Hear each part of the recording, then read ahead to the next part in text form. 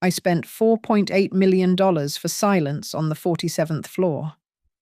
However, the moment the elevator doors opened, my son and daughter-in-law marched in with suitcases like they owned the place. They did not bring flowers. They brought a demand for me to sign papers.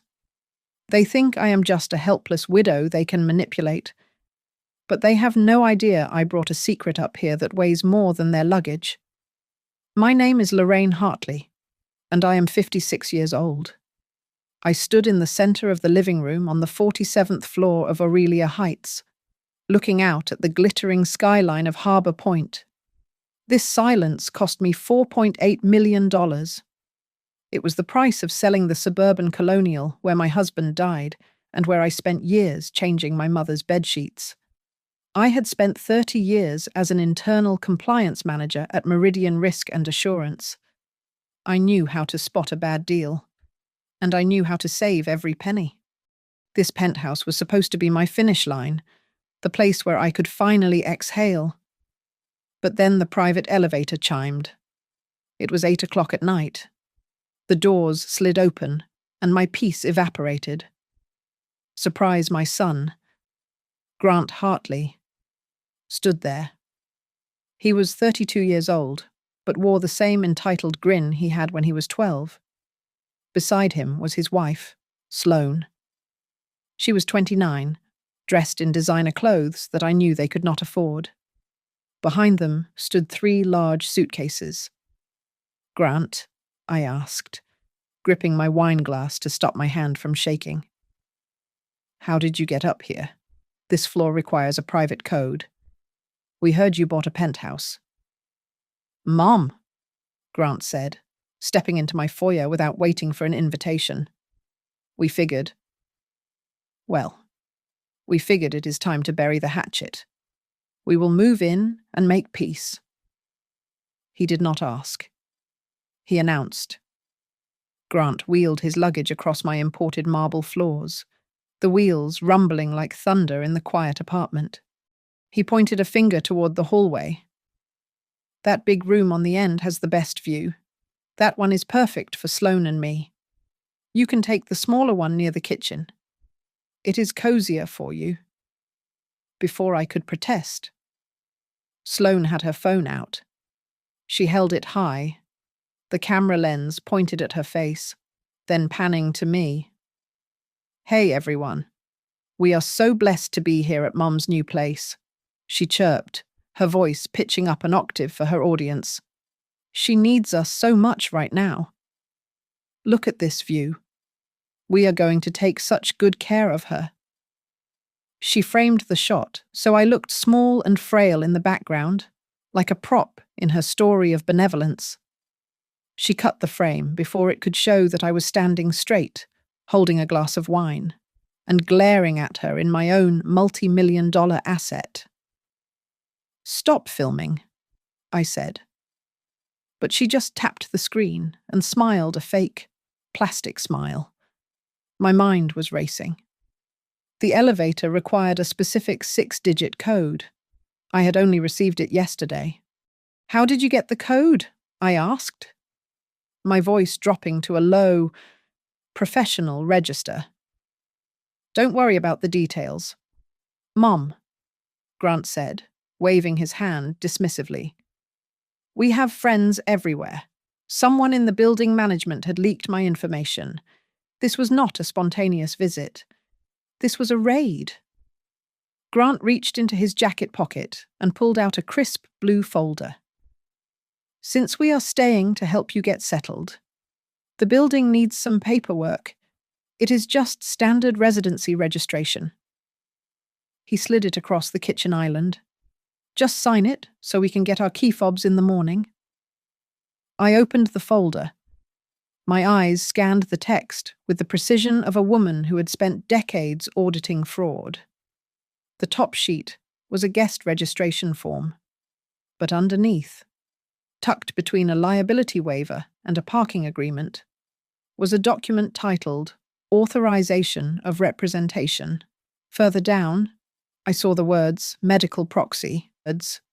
"This grants you power of attorney," I said, looking up at him. It is just for emergencies. Mom, Grant said, his eyes shifting away. You know, in case you fall or get confused.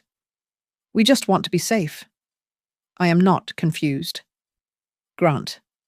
And I am not signing anything tonight. Mum. Please. Grant started, his voice taking on a whining edge. Do not be difficult. We are doing this for you. I closed the folder and placed my hand on top of it. Go to bed. Grant. We will talk tomorrow. That night. I did not sleep in the master bedroom I had paid for. I lay on the beige sectional sofa in the living room, staring at the ceiling. The door to the master suite was slightly ajar. I heard Sloane's voice, a sharp whisper cutting through the dark. She is suspicious. She is old. Grant whispered back. She will cave. The plan must be done before she changes her mind. My heart hammered against my ribs. The plan. I waited until the apartment was silent. I stood up and walked to the small walk-in closet where I had installed a hidden wall safe. I keyed in the code. Inside, resting next to my passport, was a dusty manila envelope. I had sealed it 8 years ago. On the front, in my own handwriting, were the words, "If they return for money, use this." I picked it up. It felt heavy in my hand. They thought they had moved in to control a lonely widow. They did not know that the secret inside this envelope was dangerous enough to destroy them both. I stood in the dim light of the walk-in closet, the manila envelope heavy in my hand. It was not just paper inside. It was the receipt of my own foolishness. 8 years ago, I sat at the scratched oak table in my old house and wrote a check for $75,000. It was a significant chunk of my 401k. Grant had pitched me a story about a revolutionary tech startup, something about logistics software that would change the world. He had paced around my kitchen, his eyes bright with manic energy. It is a loan, Mum. He had sworn, gripping my hands. I will pay you back with interest within 6 months. This is the big break. I never saw a dime of it back. The startup folded in 4 months. Grant did not get a job to pay me back. Instead, he got Sloane. Sloane entered our lives like a polished commercial interrupt. She was 21 then, shiny and sharp, with a smile that showed too many teeth and a resume full of vague buzzwords like brand strategy and influencer outreach. From the moment I met her, I smelled calculation under her expensive perfume. She did not look at Grant with love. She looked at him like he was an investment vehicle that had not yet matured. After their wedding, which I paid for the phone calls, stopped, Grant only reached out when the credit card bills suffocated him. There was the time he needed $5,000 for graduate school tuition. I sent it. 2 weeks later, I found out through a mutual friend that Grant had never enrolled in any program. He had used the money to pay off a maxed-out Visa card and take Sloane to Cabo. Then came the car. I received a call 3 years ago from a leasing agency in San Diego. They thanked me for being the primary reference and guarantor for a luxury SUV. I had never signed a thing. They had used my social security number and forged a digital signature. It was not enough evidence for a criminal conviction without a lengthy, messy investigation that would have put my son in jail. So I swallowed the rage. But that was the day I stopped being a mother and started being a compliance officer again. That was why I bought the penthouse at Aurelia Heights. I needed walls thick enough to keep out the memories of Richard, my late husband, dying in the guest room of that drafty colonial house. But more than that, I needed a fortress. The Aurelia promised 24-hour security, concierge vetting, and elevators that did not move without a code. It was supposed to be the one place Grant and Sloane could not breach. I remembered the day I signed the closing documents. My real estate attorney, Marissa Keene, a shark of a woman in a silk blazer, had paused before sliding the final deed across the mahogany table. "Lorraine, listen to me," Marissa had said, her voice dropping to a serious whisper. "You are a single woman with significant assets. Do not ever sign any document regarding residency, deed transfer, or power of attorney if there is anyone else in the room with you. Undue influence is subtle.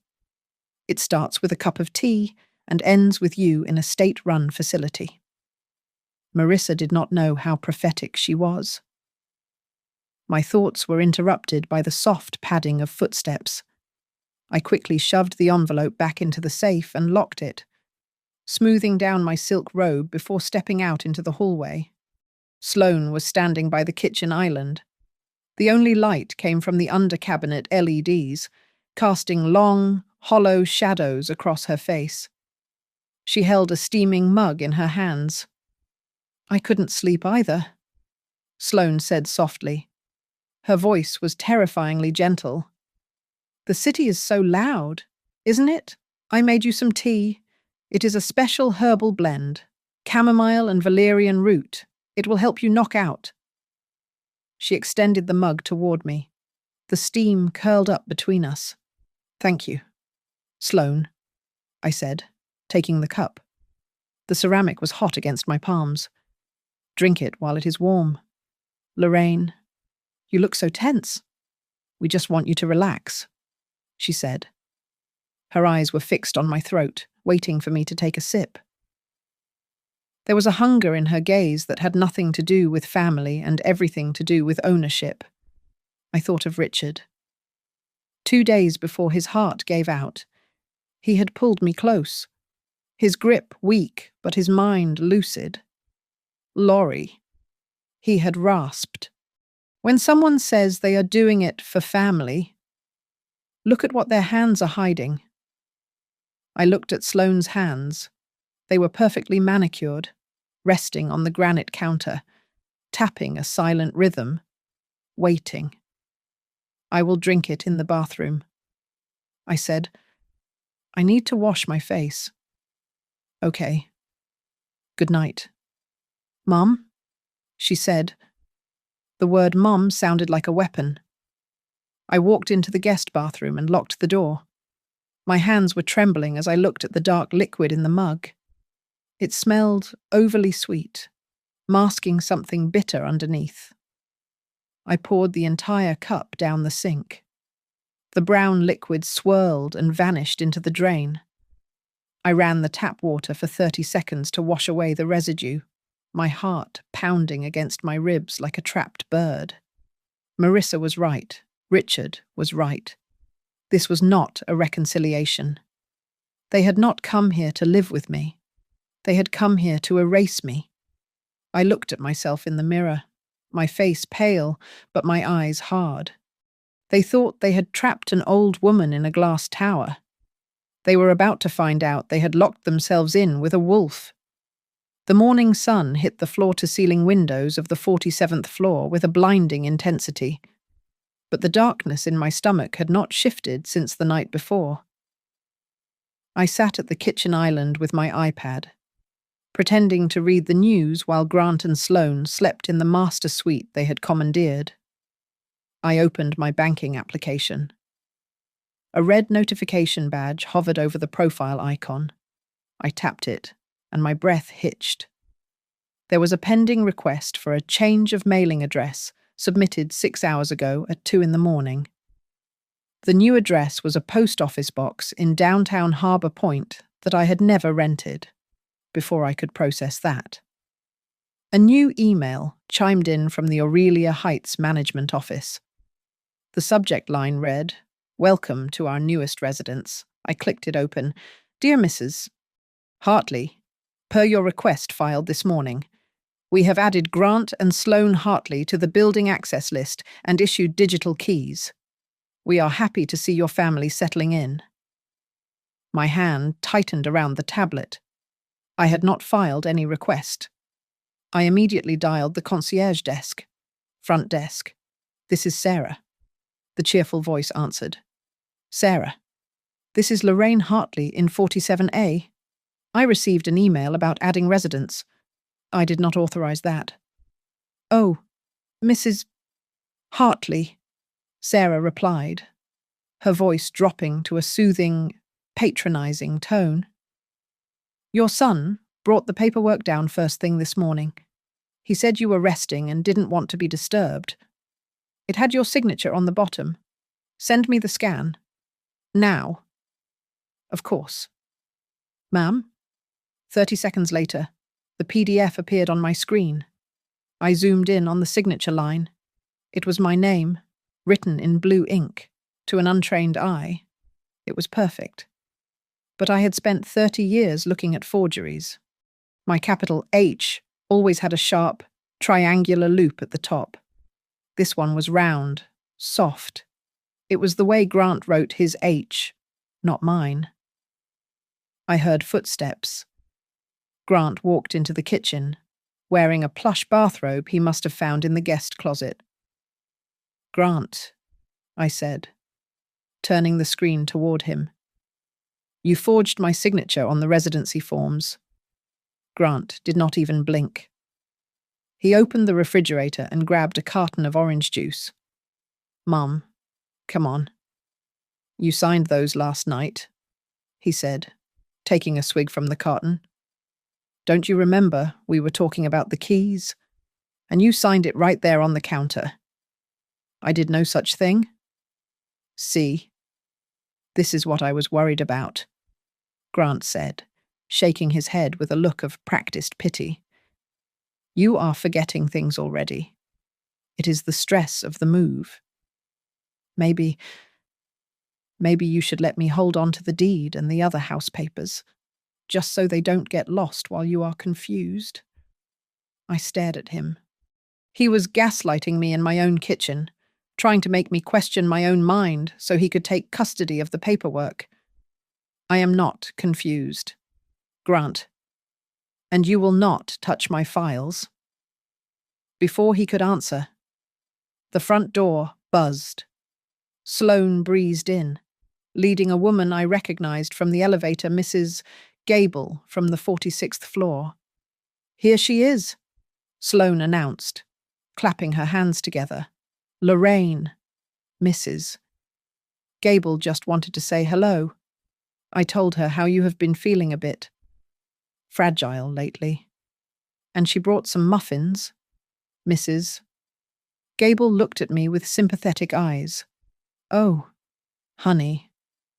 Sloane told me about the dizzy spells. It is so good you have them here to watch over you.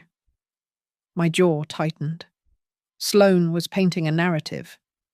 If the neighbours thought I was senile or sick, they would support a guardianship petition later. I was being framed as a liability in my own home. I am fine, Mrs. Gable, I said, standing up straight. Sloane tends to exaggerate. Oh, she is just being brave. Sloane laughed, wrapping an arm around my rigid waist. She hates admitting she needs help. But we are here now. As soon as they left to give Mrs. Gable a tour, I rushed to the utility closet where my security server was housed. I needed to check the cameras I had installed in the living room and hallway. I pulled up the app on my phone and typed in my password. Incorrect password. My stomach dropped.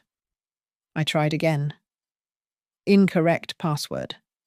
I looked at the feed status. The cameras in the living room and kitchen were offline.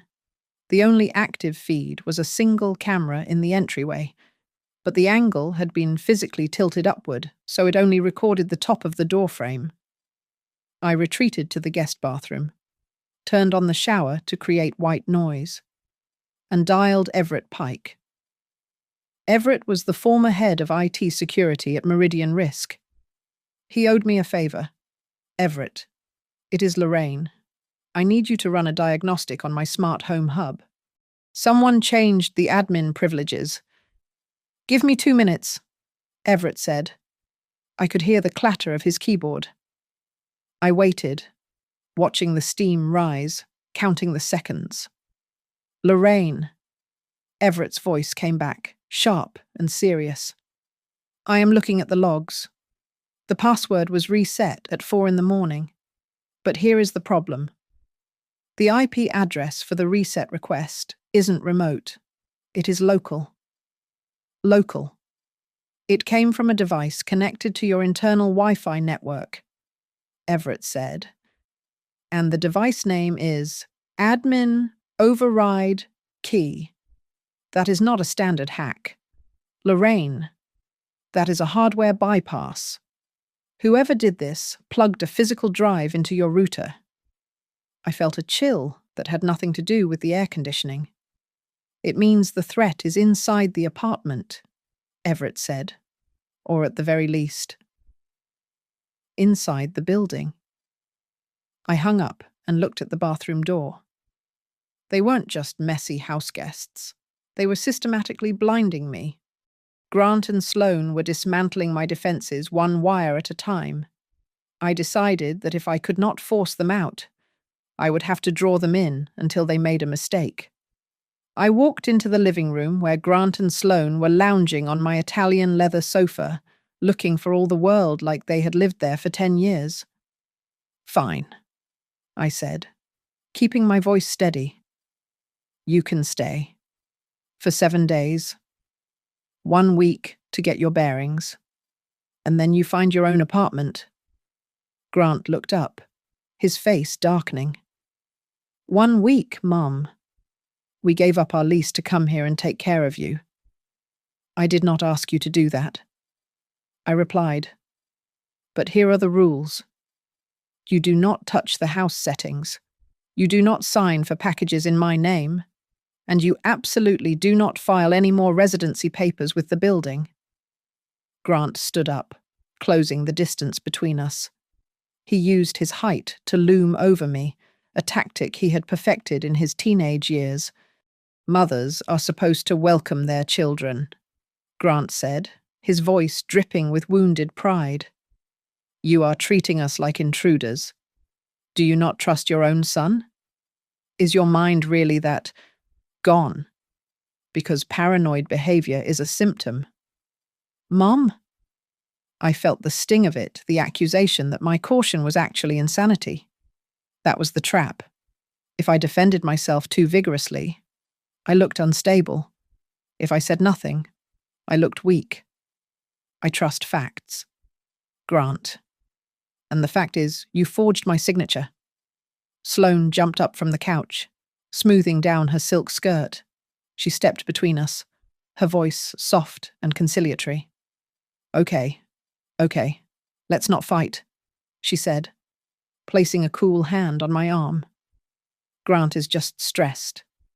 Lorraine, we all are. We just want peace. Look, to show we are trying to help. I set up a profile for you with a premium home health concierge service. They deliver organic meals and have nurses on call. She handed me a clipboard with a stack of papers. Just sign the enrollment. It is already paid for. I took the clipboard. The top page was a menu selection for organic dinners. I flipped to the second page, then the third. Buried in the fine print of the service agreement was a clause titled Durable Power of Attorney for Health and Estate Management. I pointed to the paragraph. Sloane. This gives the service provider and the designees full control over my assets if a doctor deems me incapacitated. Sloane laughed. A light, airy sound that didn't reach her eyes. Oh, Lorraine. Stop reading the boring parts. It is just standard procedure. Everyone signs it. It just means if you faint, we can call the ambulance without a hassle. Just sign it. I will not sign it. I dropped the clipboard on the coffee table. The thud echoed in the silence. Later that afternoon, my phone buzzed. It was my cousin Linda. a woman I had not spoken to in 6 months. Linda's voice sounded high and anxious. I just got a text from Grant. He is so worried about you. He says you are having episodes, that you are forgetting who he is. My grip on the phone tightened. Grant was planting the seeds. He was building a witness list for a competency hearing. I am perfectly fine. Linda, Grant is lying. Oh, honey.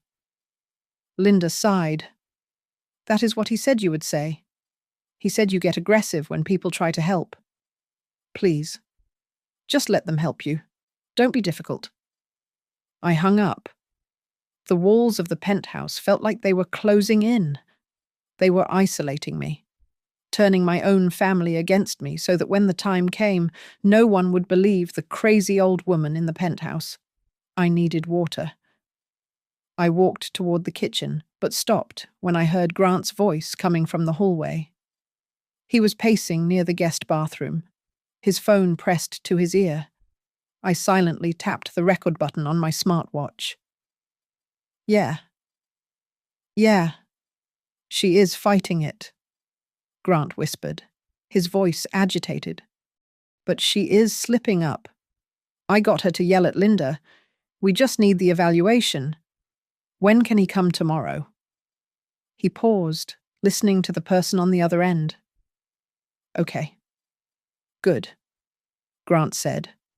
Once the doctor signs the affidavit confirming dementia, the court will move fast. We can get the emergency temporary guardianship within 48 hours.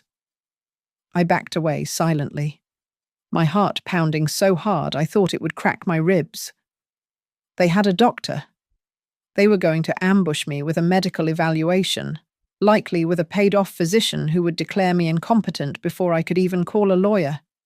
I retreated to the safety of the walk-in closet in the master suite, the only room I could still lock from the inside. I opened the wall safe again. I pulled out the manila envelope. Inside, underneath the financial documents I had gathered years ago, was a photograph I had hired a private investigator to take 3 years prior. It showed Sloane standing on the steps of a district court in Nevada. She was not smiling. She was dressed in a conservative grey suit, looking like a grieving daughter. Next to her was a man I did not know, a tall, slick-looking man with a briefcase. They were holding hands, but not romantically. It looked like a partnership.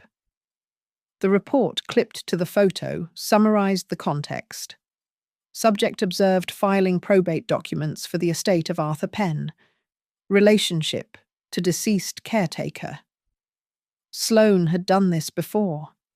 And Grant was not just a desperate son. He was the accomplice in a long con. I looked at the photo, then at the door where my son slept. I was not just fighting for my home anymore. I was fighting for my life. I locked myself in the master bathroom, running the water in the sink to mask my voice. My hands were shaking, not from age, but from the adrenaline of the hunt. I dialed Marissa Keene first. Marissa, I need you to check the county clerk's office immediately, I whispered, pressing the phone tight to my ear. Check for any pending filings regarding the deed to my penthouse or a power of attorney registration. Marissa did not waste time with pleasantries. I heard the rapid clicking of her keyboard. I am looking at the live index now. Lorraine. Nothing has been recorded yet, Marissa said. Her voice dropped, becoming professional and cold. But if they are claiming you are incompetent, they do not need to file a deed transfer first. They will file for an emergency temporary guardianship. In our state, that freezes your assets instantly. Lorraine, this fits every marker of elder financial exploitation. You need to get out of there. I cannot leave. I said. If I leave, I prove their point that I am unstable. I need to prove fraud. Next, I called Everett Pike. The device that reset your security hub is registered to a user profile named S. Hart, Everett said. But here is the kicker. Lorraine. To create that admin profile on the building's integrated network, she had to upload a photo of a government ID and a proof of residence. She used a utility bill in your name. She opened my mail. I realized. She stole a bill to authenticate the account. I hung up and slipped out of the apartment while Grant and Sloane were arguing in the living room about camera angles for their next video. I took the service elevator down to the resident services office. The manager, a young man named David who looked perpetually overwhelmed, pulled up my file. I am sorry, Mrs. Hartley. But we received a notarized letter of authorization yesterday, David said, handing me a photocopy. It states that Grant Hartley handles all administrative access due to your condition. I took the paper. It was a letter on heavy bond paper, signed with my name. At the bottom was a notary stamp from a man named Elias Vance. I squinted at the seal. I had audited thousands of documents at Meridian. A real wet ink notary seal has depth. The ink bleeds slightly into the fibre of the paper. This seal was flat. It was pixelated at the edges.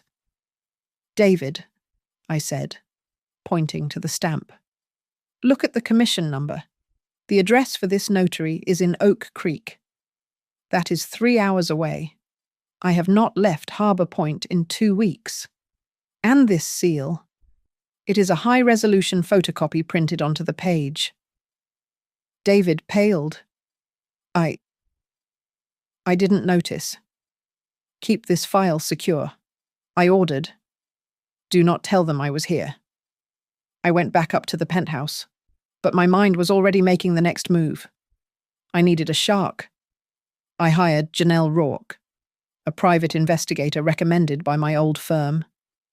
Janelle was a former financial crimes detective who had been pushed out of the force for being too aggressive. She met me in the building's gym locker room 2 hours later, the only place safe from microphones. She handed me a thick dossier. Your daughter-in-law is a ghost, Janelle said, her voice raspy from years of smoking. She scrubbed her social media, but she missed the court archives. Her maiden name isn't Sloane Hartley.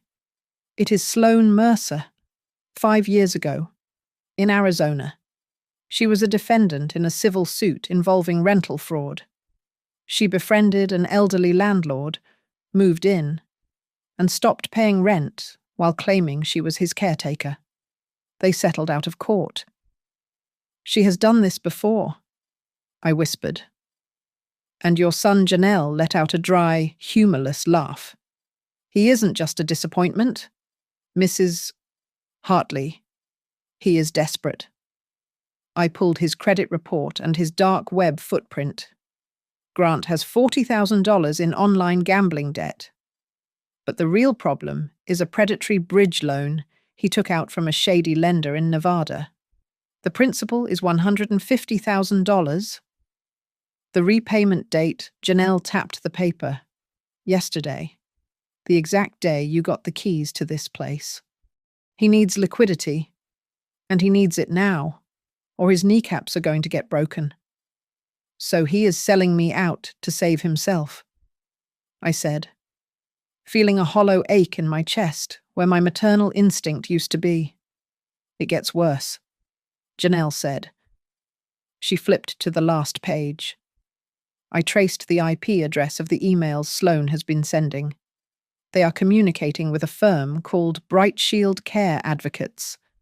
The home health service, I asked. No.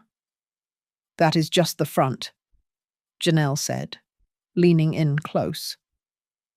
Bright Shield is a guardianship mill. They target seniors with assets, file emergency petitions claiming the senior is incapacitated, and get themselves appointed as professional guardians. Once they have control, they liquidate everything house, stocks, jewelry, to pay their fees. They bill the estate $500 an hour just to open your mail. By the time you die, there is nothing left. I stared at the locker room wall. The pieces slammed together: Grant's debt, Sloane's history, the fake doctor, the rush to get me to sign the medical proxy. They were not just trying to steal my money, they were trying to erase my legal existence. They were going to hand me over to a corporation that would strip mine my life until I was nothing but a number in a ledger. They want a war, I said, standing up and smoothing my workout towel. Fine. They are about to find out why I was the head of compliance for 30 years. I decided not to kick them out. Not yet. If I evicted them now, they would just return with a court order and a team of lawyers claiming I was paranoid and unfit. I needed to let them think they were winning so they would get careless. I walked into the kitchen, letting my shoulders slump and my feet drag slightly. I rubbed my temples as if I were in pain. "Grant," I said, my voice trembling just enough to be convincing. I think you were right. This paperwork is too much for me. My eyes are just so bad lately. Maybe you could help me organize the utility bills." Grant's face lit up. It was the look of a predator who sees the gazelle limp. "Of course." "Mom," he said, rushing over to pull out a chair for me. "That is what I am here for. You just rest. I will handle everything." While Grant was busy feeling triumphant, my real team was building the cage. Marissa Keene had already filed a preemptive affidavit with the county court and the Aurelia Heights management. It stated clearly that any request to change my residency status or power of attorney required a video-confirmed authorization from me personally. If they tried to slip another forged paper past the front desk, the system would flag it immediately. Then there was Everett. He set up a honey account, a digital trap. It was a dummy bank account linked to my main profile, labeled Emergency Liquid Assets, containing a fake balance of $250,000. We set an alert if anyone accessed it or tried to transfer funds. We would have their IP address and device ID. But I needed to provoke Sloane. I needed her to panic. I placed a bright red folder in the top drawer of the hallway console, the place where I knew Sloane snooped whenever I was in the shower. I labeled it in bold black marker, Penthouse Sale Plan, asking price $4.8 million. Inside, I placed a fake letter of intent to sell the apartment to an investor next week and move to a retirement community in Florida. The bait was taken that very night. I was lying in bed with the lights off when my phone vibrated. It was a text from Everett got her. She accessed the folder. She took photos of the documents. And Lorraine, she just emailed the photos to an external server. The domain belongs to Bright Shield Care Advocates. She had sent the sale plan to the guardianship mill. She was terrified I would liquidate the asset before they could seize control of it. The next morning, I told them I was going for a walk. Instead, I took a taxi to the other side of Harbour Point to see Dr. Evans, a neurologist who had no connection to my family or my previous doctors. I underwent 3 hours of cognitive testing. "You are sharp as a tack, Mrs. Hartley," Dr. Evans said, signing the affidavit. "There is zero sign of cognitive decline. In fact, your recall scores are in the 99th percentile." I folded that paper and put it in my purse. It was my shield. When I returned, the atmosphere in the penthouse was suffocating. Grant cornered me in the kitchen while I was making tea. He looked sweaty, desperate. "Mom," he said, leaning in close. Sloane and I were thinking, the medical proxy isn't enough. We really need to secure your future. If you just sign the full power of attorney today, we can stop worrying, Just sign it once, and we will leave you alone. We won't bother you any more." I touched the discreet record button on my wrist. "You will leave me alone. Is that a promise?" "Grant, yes." He breathed, his voice cracking. "I swear. I just need to know that you are safe. Then we can go back to normal." He had just admitted that his presence was a pressure tactic. "I will think about it," I said. That afternoon, I invited Diane Coulter over for tea. Diane was a retired school principal who lived down the hall. She was sharp, observant, and had zero tolerance for nonsense. I needed a witness.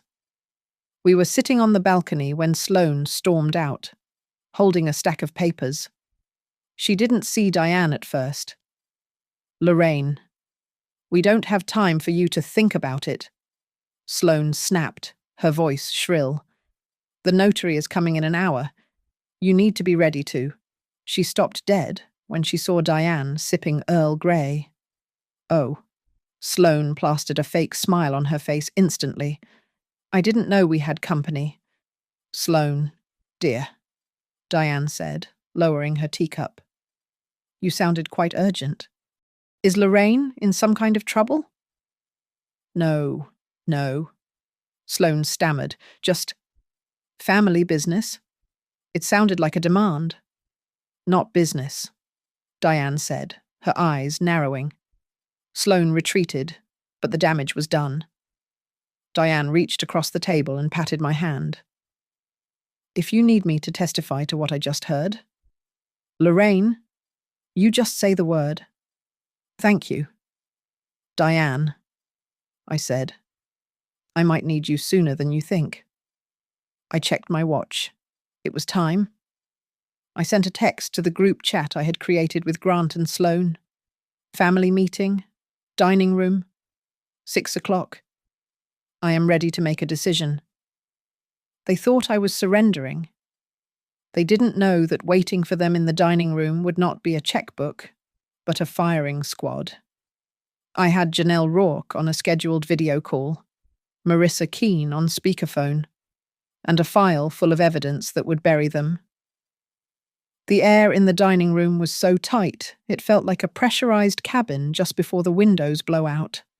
I sat at the head of the long mahogany table, my hands folded on the polished wood.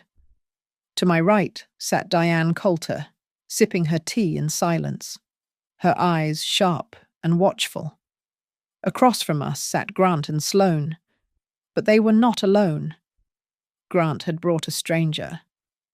"Mom," Grant said, his voice straining for a casual tone that he could not quite reach. "This is Cal Reddick. He is a senior care advisor from Brightshield. We brought him in to help mediate the transition." Cal Reddick was a man in his 40s, with a suit that was slightly too shiny and a smile that did not reach his eyes. He opened a leather binder and placed it on the table.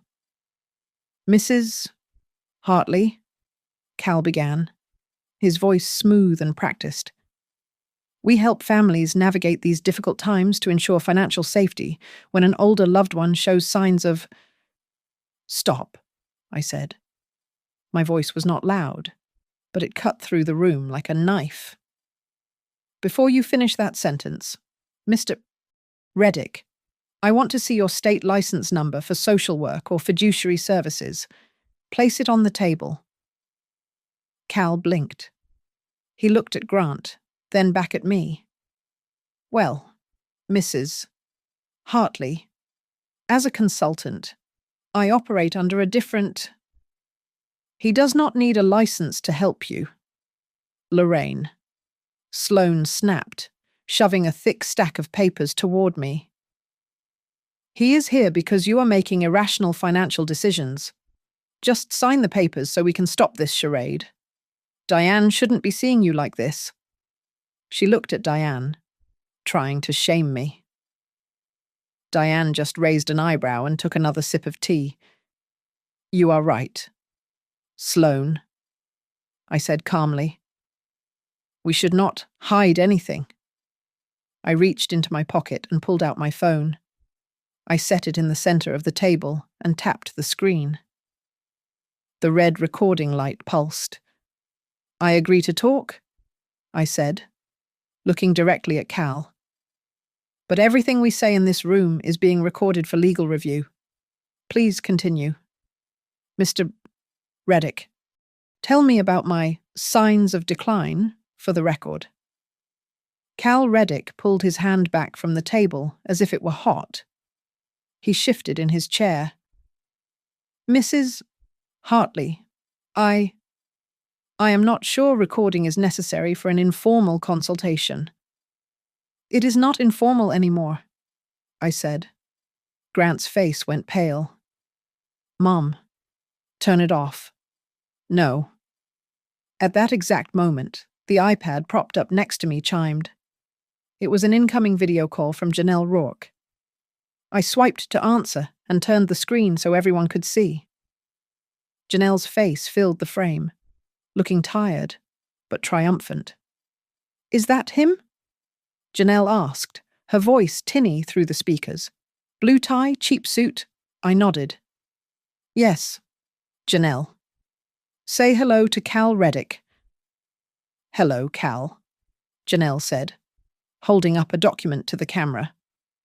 "Or should I say, Calvin Rodman. I am looking at an investigation file from the State Attorney General's office. You were named in a probe regarding the falsification of dementia assessments in the Anders case last year. You were never convicted, but you lost your certification."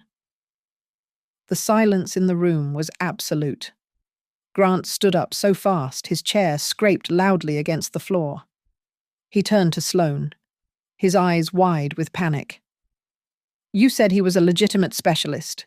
You said he was the best.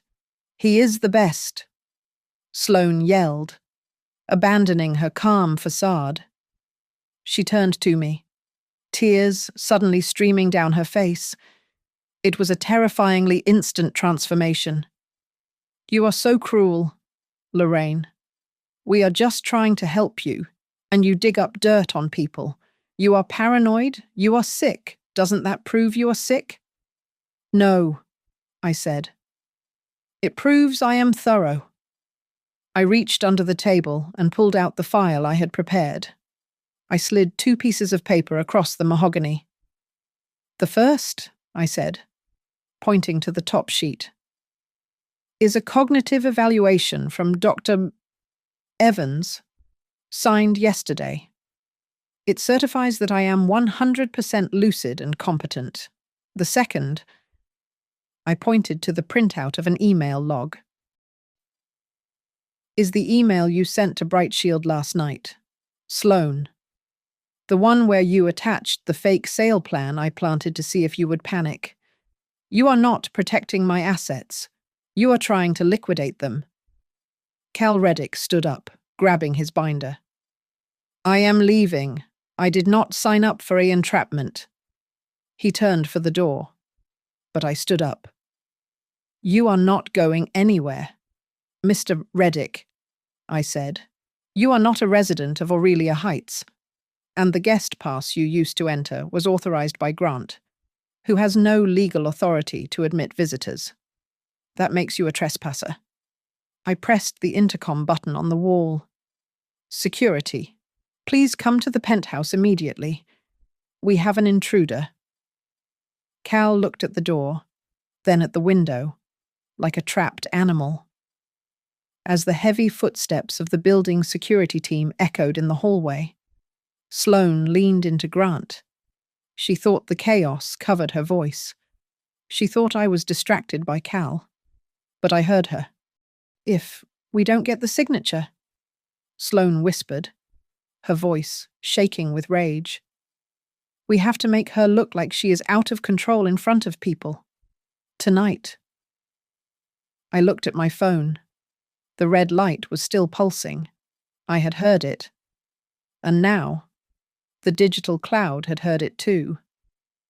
The next morning did not break with sunlight.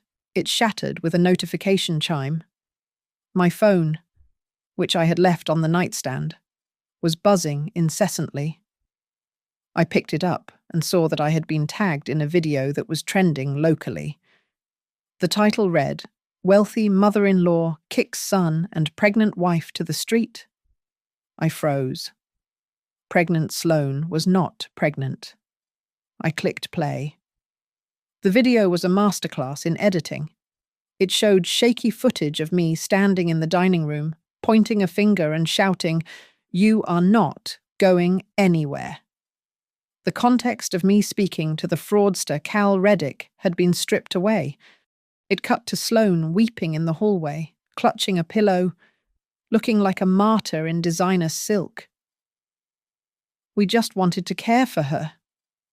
Sloane sobbed into the camera. But the dementia, it makes her so aggressive. We are terrified. I threw the phone onto the bed.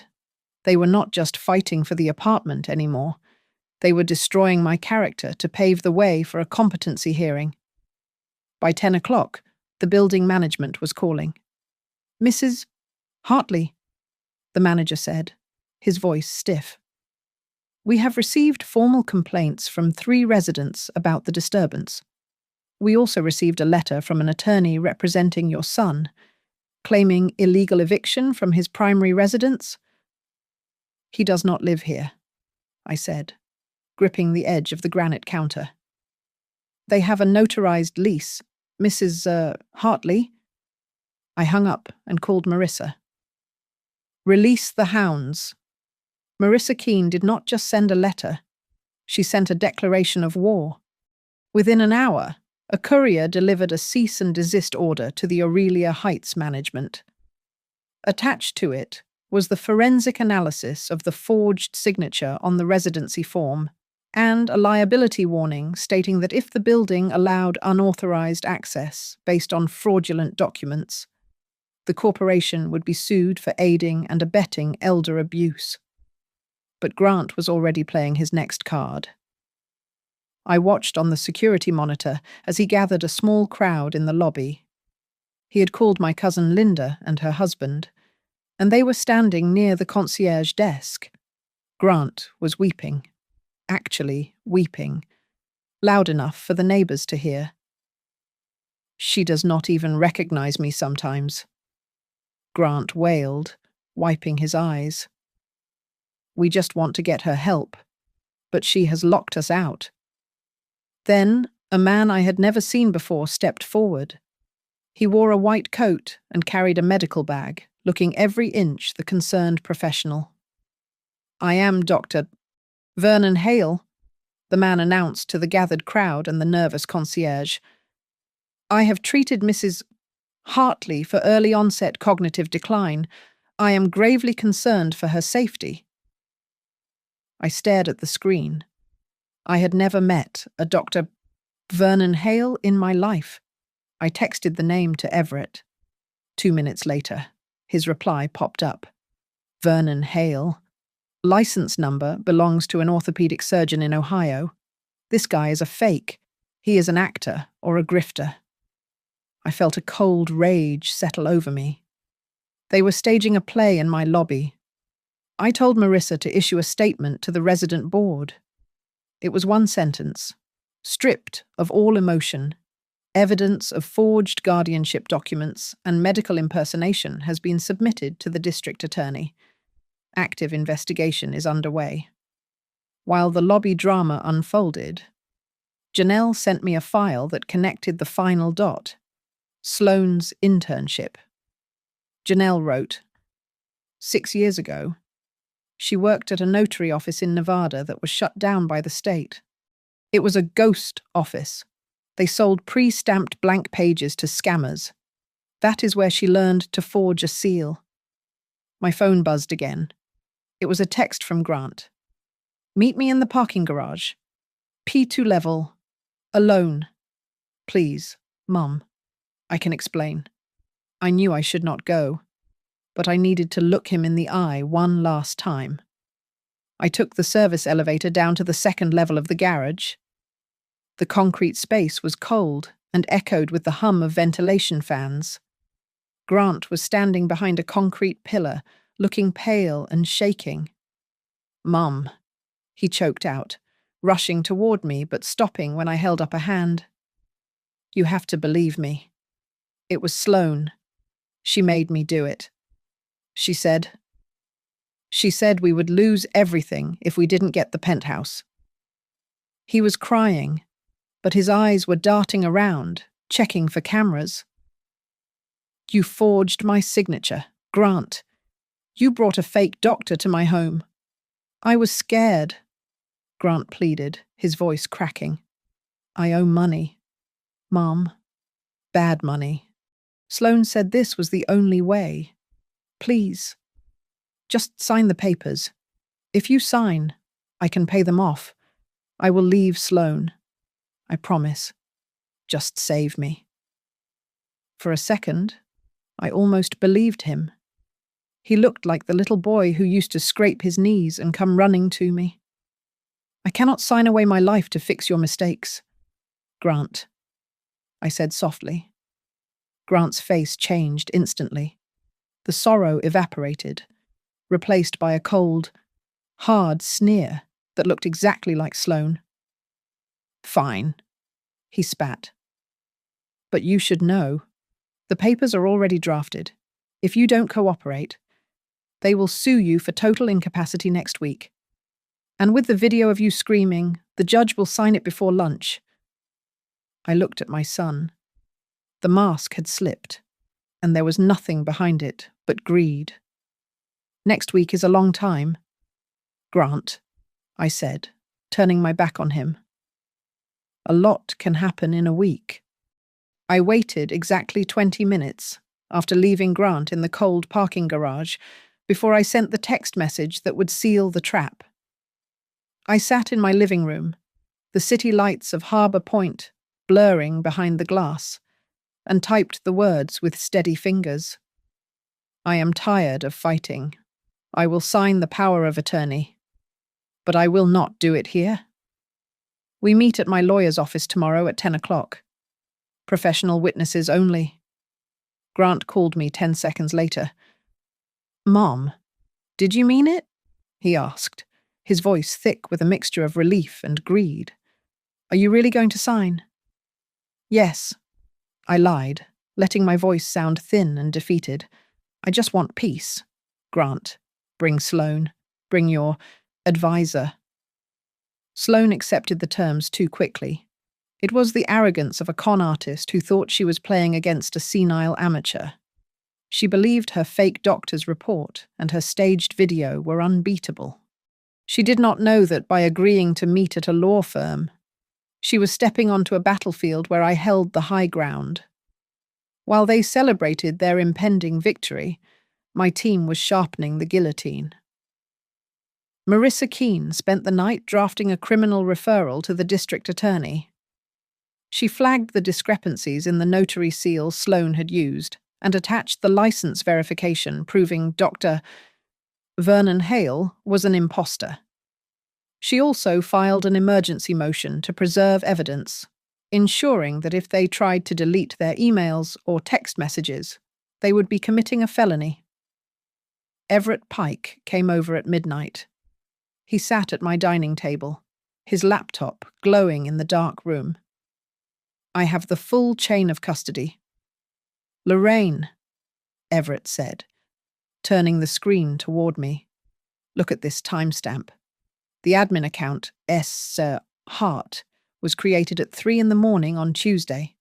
4 minutes later, the residency authorization form was uploaded to the building server. And look at the device ID. It matches the serial number of the iPad Sloane has been carrying around in her purse. So we can prove she was the one who uploaded the forgery, I said. We can prove she was the only person who could have done it, Everett corrected. At 7 a.m, Diane Coulter knocked on my door. She looked impeccable in a navy suit. I am ready, Diane said. I wrote down exactly what she whispered in the hallway. If we do not get the signature, we have to make her look like she is out of control. I will swear to it under oath. Thank you, Diane, I said. It might get ugly, I was a middle school principal for 30 years. Lorraine. She smiled grimly. I have seen ugly. This is just pathetic. But the final blow came from Janelle Rourke. She called me just as I was dressing for the meeting, putting on my best charcoal suit, the one I used to wear for compliance hearings. Lorraine. Sit down, Janelle said. I am standing. I found a transaction that cleared this morning, Janelle said, her voice hard. A wire transfer of $50,000 into a shell account registered to Grant. The source is a holding company called BS Advocacy Partners. That is Bright Shield. Lorraine. It is an advance. I closed my eyes. A part of me, the mother part, had still hoped Grant was just weak, just scared of his gambling debts. But he wasn't just drowning. He was selling me. He had taken a down payment on my life. He took the money. I whispered. He took the money. Janelle confirmed. He isn't a victim. Lorraine. He is an employee. I hung up the phone. The last shred of guilt I felt for what I was about to do evaporated. I walked to the wall safe and opened it one last time. I took out the manila envelope I had been saving. It wasn't just financial records. Inside was a compliance audit report from my days at Meridian Risk. 10 years ago, we had investigated a vendor called Guardian Trust for billing fraud. They were shutting down nursing home residents' accounts and funneling the money into administrative fees. We had blacklisted them. They dissolved the company to avoid prosecution and rebranded. Guardian Trust was Bright Shield. And the name on the old investigation file, the junior manager who had signed the fraudulent invoices, was Cal Reddick. I had the smoking gun. I placed the envelope in my leather handbag. It felt heavy, like a brick. I took the elevator down to the lobby. Grant and Sloane were already gone, likely heading to the lawyer's office early to prep their medical witness. I walked past the concierge desk, my head held high. I arrived at Marissa Keene's office at 9:55. I walked with a slight stoop, clutching my purse to my chest, playing the part of the defeated widow. But inside that bag was enough evidence to send my entire family to prison. The receptionist opened the door to the conference room. Grant, Sloane, Cal Reddick, and the fake Dr. Hale were already seated on one side of the long glass table. They looked confident, hungry. I sat down opposite them. I did not say hello. I just placed my bag on the table and unclasped the latch. Let's get this over with, I said softly. They thought I was referring to the signature. They were wrong. I was referring to their freedom. The conference room in Marissa Keene's office was cold, sanitized, and silent until Sloane slid the stack of documents across the glass table. Just sign at the tabs. Lorraine, Sloane said, uncapping a heavy fountain pen and holding it out to me. This grants temporary guardianship to Grant and Mr. Reddick. It is the only way to keep you out of a facility. Next to her. Grant refused to meet my eyes. He stared at his hands, which were clenched into tight fists. Cal Reddick sat with the arrogance of a man who thought he had already won, while the man pretending to be Dr. Vernon Hale checked his watch, looking bored. We need to move this along, the fake doctor said. I have rounds at the hospital in an hour. Actually, you do not, Marissa said. Her voice was calm, but it carried the weight of a sledgehammer. She pressed a button on the console in front of her.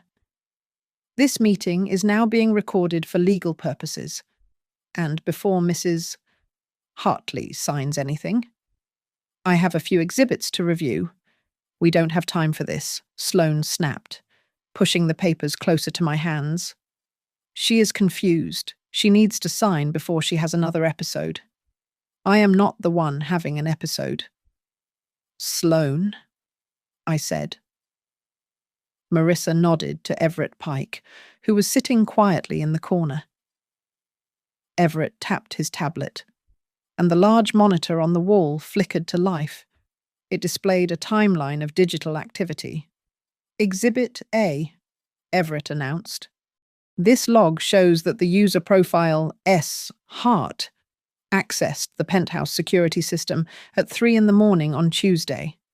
It also shows that 5 minutes later, the same device emailed photos of a fake sale document to a server owned by Bright Shield Care advocates. Cal Reddick stiffened. That proves nothing. It proves conspiracy to defraud, Diane Coulter said. She stood up from her seat next to me. And I am here to testify that I heard Sloane Hartley explicitly state that if Lorraine did not sign, they would make her look like she is out of control in public. Sloane's face drained of color. You are lying. She is just a senile old neighbor, and Dr. Hale Marissa interrupted, turning her gaze to the man in the white coat. She slid a single sheet of paper across the table. This is a cognitive evaluation performed yesterday by Dr. Evans, a board-certified neurologist. It declares Mrs. Hartley completely competent. I checked your medical license number. Dr. Hale. It belongs to an orthopedic surgeon in Ohio who has been dead for 3 years. The room went dead silent. The fake doctor stood up so fast his chair toppled over. I didn't know, he stammered, backing toward the door. They just paid me $500 to sit here. I am leaving. He reached for the door handle, but it opened from the outside before he could touch it. Janelle Rourke stepped in, followed closely by a uniformed police detective. Sit down. Vernon? Janelle said, flashing her badge. You are not going anywhere. We have a warrant for your arrest for impersonating a medical professional and fraud. Vernon slumped against the wall. Sloane let out a small, terrified squeak. Grant suddenly jumped up, pointing a trembling finger at his wife. It was her mom. It was all Sloane. She made me do it. She said we needed the money, or the loan sharks would kill me. I tried to stop her. I looked at my son. He was 32 years old, yet he was still trying to hide behind my skirt. You tried to stop her, I asked quietly. I reached into my bag and pulled out a bank statement Janelle had printed that morning. I slammed it onto the glass table. Then explain the $50,000 transferred into your account yesterday from Bright Shield. I said, you didn't try to stop her. Grant, you took a commission. Grant froze. He looked at the paper, then at me, and I saw the realization hit him. There was no way out. And you, Mr. Reddick, I said, turning to the consultant. I pulled the faded manila envelope from my bag. Do you recognize this? It is a compliance audit from Meridian Risk, dated 10 years ago. It details how a company called Guardian Trust was billing dead people for administrative fees. You signed those invoices. Guardian Trust became Bright Shield. You are not a care advocate. You are a predator. Cal Reddick's mouth opened, but no sound came out. The detective moved into the room, unclipping handcuffs from his belt. Cal Reddick, Sloane Mercer, Grant Hartley. The detective announced, you are all under arrest for conspiracy to commit fraud, elder abuse, and forgery. As the officer began reading them their rights, Marissa slid one final document in front of me. It was not a power of attorney. This is the restraining order, Marissa said softly, and the formal eviction notice barring them from Aurelia Heights. I picked up the pen Sloane had tried to force into my hand. My signature was steady, the each sharp and precise. I signed my name. As the officers led them out, Grant looked back at me, tears streaming down his face. "Mom, please, we came here to make peace," he sobbed. I looked at him, then at Sloane, and finally at the empty chair where the fake doctor had sat. "You came here to make peace," I said, my voice cold and final. "I only made peace with the truth." Thank you so much for listening to my story. Please drop a comment below, letting me know where you're tuning in from. I'd love to connect with you all. And if you enjoyed this, please subscribe to Grandma's Family Diary, hit that like button, and give us a hype to help this story reach even more people.